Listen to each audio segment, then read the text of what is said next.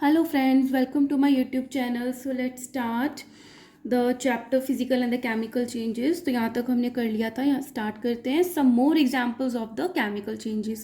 So chemical changes में हमने क्या पढ़ा था कि जो भी changes होते हैं, अगर कोई न्यू सब्सटेंस बनता है और जो चेंजेस हैं वो इरिवर्सिबल है, वापस से हम सेम सब्सटेंस को नहीं ले सकते, तो वो सारे चेंजेस क्या होते हैं, केमिकल चेंजेस होते हैं.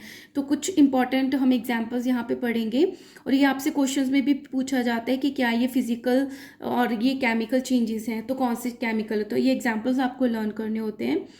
So number 1 is explosion of the fire cracker is a chemical change. जब पटाखे या फायर क्रैकर्स हैं, जब उसका एक्सप्लोजन होता है तो वो क्या होता है, एक केमिकल चेंज होता है, राइट. क्योंकि वापस से तो हम उसको नहीं ले सकते और इसमें क्या होती है, हीट भी प्रोड्यूस होती है ना. हीट प्रोड्यूस होती है और क्या होता है, इसमें आवाज़ भी आती है, साउंड भी प्रोड्यूस होती है और कुछ एनर्जी भी चेंज होती है. So explosion of fire cracker is a chemical change. Such an explosion produces heat, light, sound and the gases. तो हमने क्या बोला कि जो एक्सप्लोजन ऑफ फायर क्रैकर्स है वो क्या है, केमिकल चेंज है. क्योंकि उसमें क्या क्या प्रोड्यूस होता है, एक्सप्लोजन होता है जब, तो हीट प्रोड्यूस होती है, लाइट प्रोड्यूस होती है, साउंड प्रोड्यूस होती है और कुछ गैसेस प्रोड्यूस होती हैं. सो यहाँ पे शो करके दिखा रखा है, explosion of the cracker is a chemical reaction producing heat, light and sound, right. Now science life is saying that the gases produce during bursting of crackers are very harmful. कि जो gases produce होती हैं जब crackers को हम burst करते हैं, जब एक्सप्लोजन होता है, तो बहुत हार्मफुल गैसेस जो होती हैं वो प्रोड्यूस होती हैं. दे कॉज पोल्यूशन, और जिससे क्या होता है, हमारा जो इन्वायरमेंट होता है, एटमॉस्फेयर होता है, वो पोल्यूटेड हो जाता है. And adversely affect our health, और हमारी हेल्थ को भी वो क्या करता है, एडवर्सली मतलब गलत तरीके से इफेक्ट करता है. So we should not burst crackers, तो हमें क्रैकर्स को बर्स्ट नहीं करना चाहिए. This is one. Second example is change in color of cut fruits and vegetables. जब कुछ fruits और vegetables को cut करते हैं तो उनके color change हो जाते हैं. On keeping in air is a chemical change. कब change होता है, जब उसको cut करके air के open करके रखते हैं, तो air क्या होता है, तो एयर के कांटेक्ट में आने पर क्या होता है कि उसमें केमिकल चेंजेस होने लग जाते हैं जो कि कट सरफेस होती है. If we cut an apple into slices, तो जब एप्पल को ये स्लाइसेस कट होते हैं and keep it in a open for some time, और थोड़ी देर के लिए उसको ओपन छोड़ दिया जाता है, एयर के कॉन्टैक्ट में छोड़ दिया जाता है, the slices of Apple acquire a brown colour. तो जब कट करते हैं तो ऐसा दिखता है हमको, और थोड़ी देर छोड़ देते हैं, एयर के कॉन्टैक्ट में आने पर वो कैसा हो जाता है, ब्राउन कलर का हो जाता है.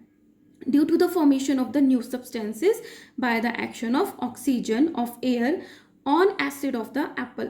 तो जो क्यों बनता है ये ब्राउन कलर, क्योंकि एप्पल में क्या होता है, एसिड प्रेजेंट होता है. वो एसिड जब एयर में प्रेजेंट ऑक्सीजन से रिएक्ट करता है तो ये ब्राउन कलर का सब्सटेंस बन जाता है, एक लेयर बन जाती है. तो हमें एप्पल कैसा दिखाई देता है, ब्राउनिश दिखाई देने लग जाता है.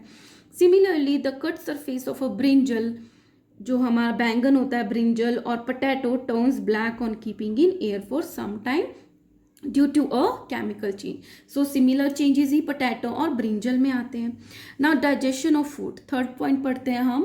तो इसमें क्या गिवन है, the digestion of food is also a chemical change. तो जब फूड का डाइजेशन होता है हमारे स्टमक में, तो वो भी क्या है, एक टाइप का केमिकल चेंज है. It involves action of acids and enzyme on food which results in the formation of some new simpler substances. तो ये क्या कह रहे हैं कि एक तो ये डाइजेशन ऑफ फूड क्या है, केमिकल चेंज है. इट इन्वॉल्व्स एक्शन, तो इसमें कौन एक्शन करता है, एसिड और एंजाइम्स करते हैं. किस पे करते हैं, ऑन फूड, फूड पे करते हैं, विच results in the formation of new simpler substances, है ना.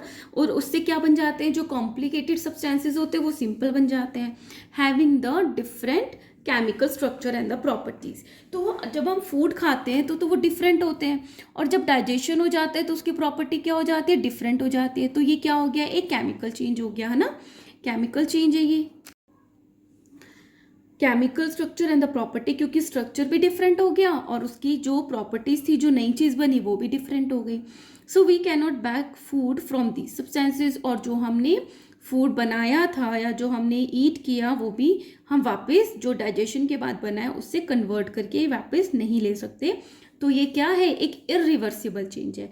That's why we can say that the digestion of the food is a chemical change.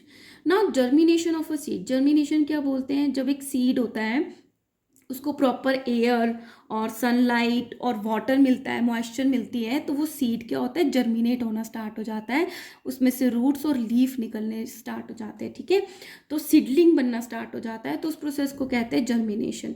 तो germination of seed, cooking of food, respiration of living organism, respiration जो living organism में होता है, formation of curd from milk, जो milk से हम curd बनाते हैं, स्पॉयलेज ऑफ फूड, जो फूड सड़ गया है, खराब हो गया है, बर्निंग ऑफ फ्यूल्स, फ्यूल्स क्या होते हैं जिससे एनर्जी और हीट मिलती है हमको, जैसे कि पेट्रोल है, वुड है और केरोसिन है, डीजल है, तो ये सारे क्या है, फ्यूल्स हैं। Like wood, coal, kerosene, LPG is a liquid petroleum gas जो हमारे सिलेंडर में यूज होती है, and petrol, dry leaves, wax, candle, intense stick, अगरबत्ती, electrolysis of water to form hydrogen and oxygen. Electrolysis का क्या मतलब है, जो वाटर होता है वो किससे मिलके बनता है, H2O होता है, इतना तो आपको पता होगा।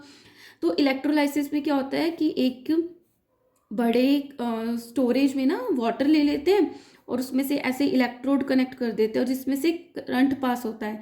तो जब करंट पास होता है तो जो H2O है वो टूट जाता है हाइड्रोजन और ऑक्सीजन में, ठीक है।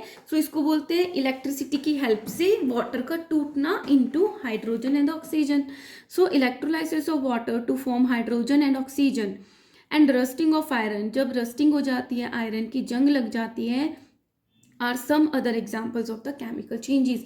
तो ये सब भी क्या है, अदर एग्जाम्पल्स हैं केमिकल चेंजेस के। ऑलराइट, सो बहुत सिंपल है ये चैप्टर, बहुत ईजी है, लेकिन कुछ बच्चों को थोड़ा सा हार्ड लगता है। नो प्रॉब्लम, आपको समझ में आ गया होगा, ईजी हो गया। Now characteristics of chemical changes, तो केमिकल चेंजेस की क्या करेक्टरिस्टिक्स हैं। So during a chemical change one or the more new substances are form. Physical में हमने क्या पढ़ा था कि फिजिकल में कुछ भी नई चीज़ नहीं बनती है। जैसे पेपर था, पेपर को हमने कट किया तो वो पेपर ही रहा, है ना, चेंज नहीं हुआ। लेकिन केमिकल में क्या होता है कि जब कोई भी केमिकल चेंज होता है या तो एक या उससे ज़्यादा नई चीज़ें बनती है, न्यू सब्सटेंस फॉर्म्ड होते हैं। Number 2, chemical changes are generally permanent, और जो भी चेंज एक बार ही आ गया वो यूजुअली परमानेंट होता है।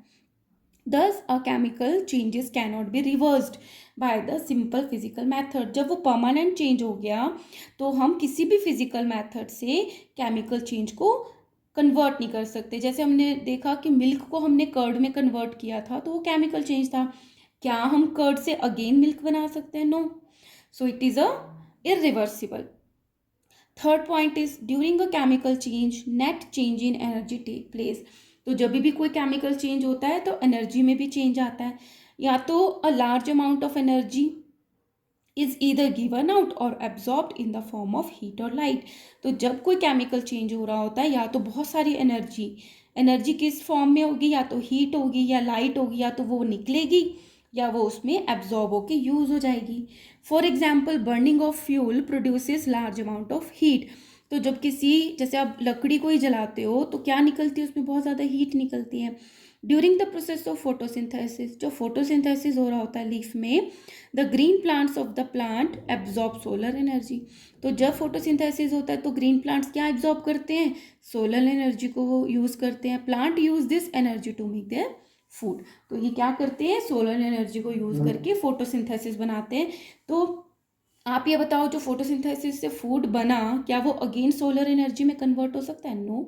सो it is a chemical change। Now during a chemical change both the physical and the chemical properties of the substances are changed। Physical में तो ओनली फिजिकल प्रॉपर्टी चेंज हुई थी, लाइक शेप, है ना, और उसका साइज चेंज हुआ था, शेप चेंज हुई थी। बट केमिकल चेंज में फिजिकल चेंजेस भी आते हैं और केमिकल चेंजेस भी आते हैं सब्सटेंसेस के, ठीक है।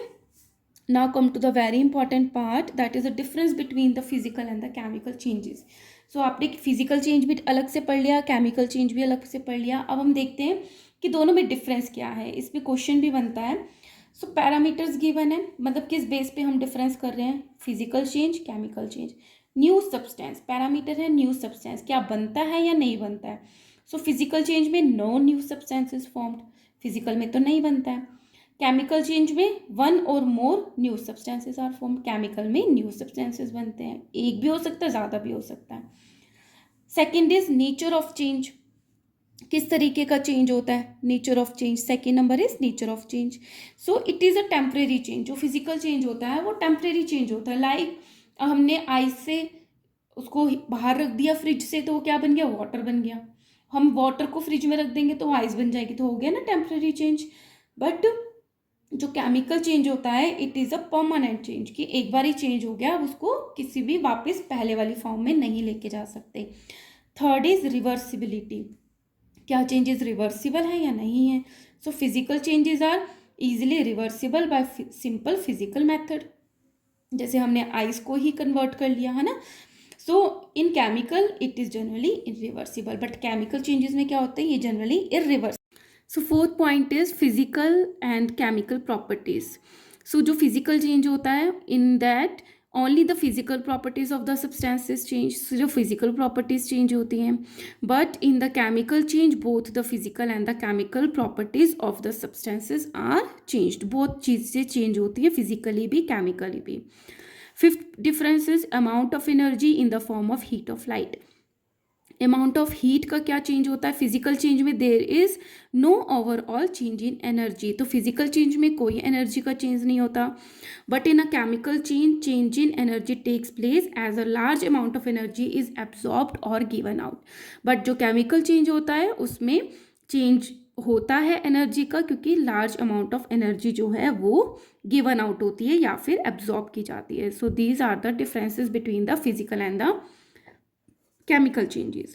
Now let's do some multiple choice questions. First is during a physical change dash substances formed. जब physical change होता है तो क्या बनता है, न्यू सब्सटेंस बनता है, नहीं, वो तो केमिकल में बनता है। नो न्यू सब्सटेंस नहीं बनता, कोई बिग बनता है या small, so no new substances formed, कोई भी नया सब्सटेंस नहीं बनता। Second, if a new substance is form the change is called dash change. जब कोई चेंज में न्यू सब्सटेंस बनता है तो उसको कैसा चेंज बोलते हैं, केमिकल चेंज बोलते हैं, ठीक है। Third is when copper sulphate solution reacts with iron the new substance is formed. तो हमने देखा था कॉपर सल्फेट सोल्यूशन में जब हम आयरन की नेल डाल देते हैं तो आयरन उस सल्फेट से एक्ट करके क्या बना देता है, आयरन सल्फेट, तो option D. Fourth is temporary and the reversible changes are generally, जो टेम्परेरी होते हैं और जो रिवर्सिबल चेंजेस होते हैं वो जनरली कैसे होते हैं, फिजिकल चेंजेस होते हैं, है ना। So which of the following is not a chemical change, formation of curd, yes, हम अगेन उसको वापस नहीं ले सकते। Spoilage of food, yes it is a chemical change. Melting of wax, no, ये क्यों नहीं है, क्योंकि रहेगी तो वो वैक्स ही ना, भले हमने उसको पिघला दिया।